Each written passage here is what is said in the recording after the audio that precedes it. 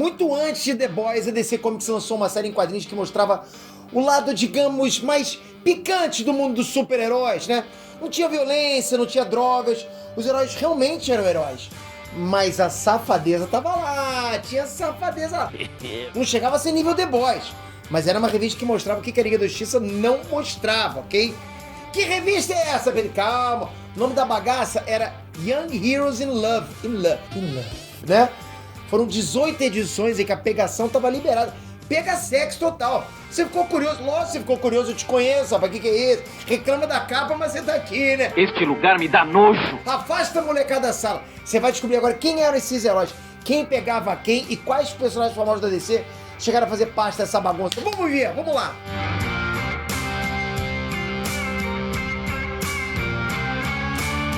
Inet Trunks, Peter aqui, galera.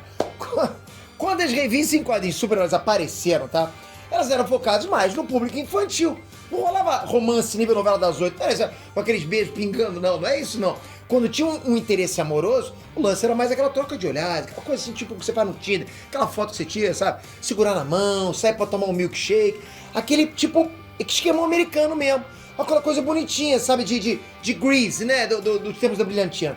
Aí o público cresceu, os editores foram se animando, mas aí veio a censura. Que é isso? Tava muito olhar, não pode olhar assim não, que é isso? Aí surgiu a censura. Muito feio também censurar tudo, né? Tem que deixar pelo menos uma pontinha do iceberg, né? Aí o Comic Code Authority, ele vetava completamente qualquer cena mais sapeca nas revistas. Essa sapequinha não podia. Esse não é muito feio isso aí, não pode. O Nick Fury que o diga, né? Eu trouxe isso aqui já no canal, dá uma olhadinha aqui, tá? O tempo passou de novo, sociedade mudou e vieram os anos 80. O Watchmen, Cavaleiro das Trevas, V de Vingança, mudou tudo, né? As coisas começaram a ficar mais sérias. Mas a DC enfiou o pé na jaca mesmo, foi em 1997. Bora conhecer aqui o Young Heroes, a equipe mais ousada que a DC já teve, rapaz. E vai ter gente que tá me assistindo e fala, eu queria estar nessa equipe. Eles só pensavam naquilo. Ai! Sabe, você sabe o que eu tô falando?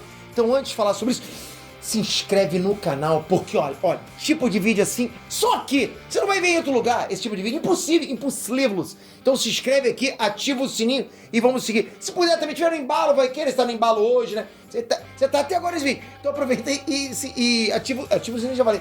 E volta no IBEST, às vezes gaguejo, o que tem? Volta no IBEST, vamos lá. Dan Hapsler, guarda esse nome? Bom, espero que você guarde, porque eu vou esquecer já. Alzheimer. Muito provavelmente você não tinha ouvido falar nesse maluco antes, tá bom? Eu também não, eu tive que pesquisar. Dan Hapsler, ele era editor da DC Comics, o cara que mandava e desmandava lá dentro, mandava geral. Mas isso foi durante uma fase dos anos 90. Em 1997, ele tava por cima da carniceira, parecia youtuber, sabe o que era? Ele tinha publicado lá Reino do Amanhã, o Espectro, Hitman. Essas revistas diferenciadas, né, por assim dizer, vamos dizer assim, deram pra ele, pro Dan Hapsler, o troféu de editor do ano, segundo o Eisner Awards, é a premiação máxima dos quadrinhos. Então o cara, meu irmão, ele tava sentindo tipo o vencedor do IBEST, porra. Eu quero ganhar IBEST, mas eu não vou ficar assim não, que nem o Dan Hapsler, não. Eu vou ficar muito mais pé no chão, fica tranquilo, tá? Isso é pra vocês entenderem como é que o Young Heroes in Love nasceu. Ou o nome In Love, né? O Dan Hapsler, ele resolveu escrever ele mesmo uma série. Ele resolveu escrever uma série em quadrinhos sobre jovens heróis com os hormônios lá em cima. Igual vocês, né? Vendo aqueles animes lá que não podem, aquelas coisas... cuidado, hein, rapaz. O cara era o chefão do DC. Tinha ganhado o prêmio. Ninguém disse não pro cara. Quem é que vai dizer não pro cara que manda tudo lá? É como dizer não pro Kevin Feige hoje, né? Em qualquer outra época, essa revista nunca teria saído. Impossível. Mas qual era desses Young Heroes, Pedro? Você tá demorando, Pedro. A ideia era apresentar um grupo de heróis como se fosse uma banda de garagem. Eles se conheceram através de anúncios, né? Formaram uma equipe lá e pronto. Foram viver altas aventuras, nem sessão da tarde. Os Young Heroes não eram famosos. Eles não eram personagens clássicos da DC. Foram criados exclusivamente pra essa série. Foi esse maluco, ele ficou pirado, né? Ganhou uns prêmios lá, falou, pô, eu vou escrever agora qualquer coisa. Dominar a Ramunda. Foi um negócio tão fora da curva, tá? Que os direitos desses personagens não eram da DC. O tal Dan Hapsler e o desenhista Dave Maiden, eles ficaram com os direitos de uso dos heróis. Os caras criaram, ficaram com os direitos de uso, tá? É o oposto do que acontece na indústria dos quadrinhos, onde a editora é sempre dona da criação dos personagens. Não é o cara que inventou e desenhou, não. Dan Hapsler era gênio, mas também era malandro demais. Ah não, isso aqui seria meu, eu criar isso seria meu, tudo meu, my precious. Aí os Young Heroes eram formados por, vou falar um time pra vocês, Hard Drive, o maluco que juntou todo mundo, né? Ele tinha poderes telecinéticos e telepáticos.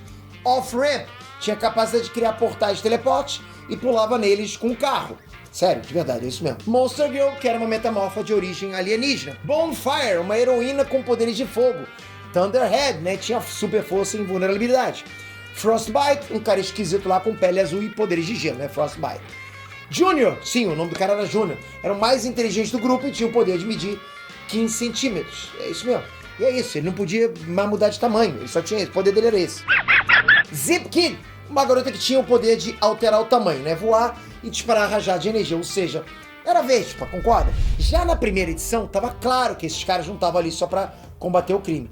Off-Ramp só pensa em dar uns pegas na Monster Girl. Bonfire e Thunderhead já começaram um trelelê de prima. É tipo o Big Brother, sacou? Só que 20 anos antes. Olha, a gente pode até falar que Big Brother se inspirou nesses caras.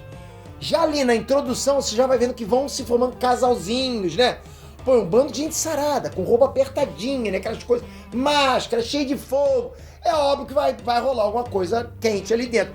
Tá muito caliente acontecendo ali, né? Frostbite é literalmente um cara de sunga andando pela casa. Tipo o Dr. Manhattan da Zaração. Imagina o Dr. Manhattan no Big Brother. Pô, bota um cara azul com um biloba dançando. Pô, é tipo isso, só que o cara tava de sunguinha ali. Mas que é estranho Com tudo isso rolando, já existem triângulos amorosos. Thunderhead quer chegar junto, né, dá Bonfire lá. Mas Frostbite também tá na caça. E aí que a coisa já fica bizarra na primeira edição. Hard Drive, o cara que tenta ser o líder da equipe, não acha que um triângulo amoroso vai ajudar dentro do grupo. Hard Drive é brabo, né? Hard Drive! Parece que o poder do cara é consertar HD, né? Mas vamos lá. O Hard Drive tenta convencer a Bonfire que ela deveria sair com Thunderhead. Só que é um vacilo, a menina é livre. Ela não vai deixar o líder do grupo ficar dizendo com quem ela vai ter um caso, concorda? Pô, ela é uma mulher empoderada. Nesse ponto, Hard Drive usa os poderes telepáticos dele pra forçar a Bonfire a se apaixonar pelo Thunderhead. Olha isso, cara, isso é muito vacilo. Tomara que fragmente o disco desse maluco. Essa primeira edição termina mesmo na cama. Quem lê acha que Bonfire e Thunderhead vão partir pros finalmente, né? Só que não. Quem pratica aquele tico-tico no fubá no final da edição são justamente Hard Drive, o líder, e a tal Monster Girl. Olha aí, tá vendo só, rapaz? Isso é uma calamidade, um tapa na cara da sociedade. Daí pra frente a revista não parou mais. Foram 18 edições que tinha luta contra o crime, mas também tinha muito papo e muita ação na horizontal, né? Se é que vocês me entendem. Muito feio, vê lá, e cuidado, hein? E muitas reviravoltas também, o que é isso, né? Você lembra que eu falei que o Off-Ramp tava de olho na Monster Girl? Lembra que o Frostbite estava começando o envolvimento com a Bonfire? Pois bem, a Off-Ramp e Frostbite terminaram juntos. Deu match entre os caras, né? Entre os dois caras. A relação não avança muito porque a revista foi cancelada. Mas dá pra dizer que os dois heróis estavam muito à frente do que se fazia em quadrinhos, né? Que vocês me entendem, né? Os Young Heroes, eles viviam aventuras isoladas dentro do universo DC. Eles eram heróis locais. Ainda assim, eles chegaram a contracenar com Superman elétrico, olha isso. Superman elétrico. Mas não, o Kal-El não entrou no meio do bunda lelê, não. Vocês estão forçando muito, pô, sobrou tempo. Não. E os Young Heroes também chegaram a sair no tapa com o Espantalho e com ninguém menos que o Kalibak. Quem é, Pedro? O filho do Darkseid. E não, também não rolou bunda lelê com esses vilões. Quem é que vai aguentar o filho do Darkseid? Porra, vai machucar, não dá. Eita porra. Nenhum dos personagens do Young Heroes reapareceu em revistas da DC. Talvez algum painel de alguma crise, lá no fundo talvez, tipo uma referência. É tanta crise que não dá pra saber direito, porque aconteceu muita coisa, né? O fato é que os Young Heroes sumiram em 1998 e os direitos de uso estão com os criadores, ok? Esse material também não chegou a ser publicado no Brasil. Assim, você acha que podia rolar mais romance nas revistas de super-heróis? Esse tipo de coisa existe, né? Visão e Feiticeira Escarlate estão aí, que não me deixa mentir. Eu acho até que o Visão deve dar choque na Feiticeira Escarlate. Enfim, recentemente a gente viu até o Tony Stark e a Filina começando um relacionamento. Mulher Hulk também não deixa nada passar na frente dela. Cada uma, porra, fez sombra no sol e tá pegando. Entrou na água, fez tibum, pega também. A DC ela é mais comedida nisso. Mas voltando pra pergunta, você acha que devia rolar mais lesco-lesco nos quadrinhos ou tá bom assim? Você acha que ia virar bagunça? Comenta. Não esquece, toca aqui, se inscreve no canal, ativa o sininho, vota na gente no Invest, que é importante. Deixa aqui embaixo, vai que você tá no embalo, vota na gente no Invest. Obrigado de coração, vocês estão ajudando demais, principalmente inscritos no canal. Espero no próximo vídeo. Obrigado, galera. Fui!